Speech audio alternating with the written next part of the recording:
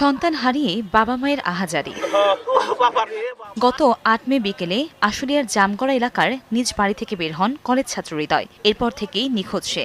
একদিন পর মুঠোফোনে হৃদয়ের মায়ের কাছে ৫০ লাখ টাকা মুক্তিপণ দাবি করে অপহরণকারীরা। ১১ মে আশুলিয়া থানায় একটি সাধারণ ডায়েরি করে পরিবার, কিন্তু এক সপ্তাহ পেরিয়ে গেলেও খোঁজ না পাওয়ায় র্যাবের সহযোগিতা চান স্বজনেরা।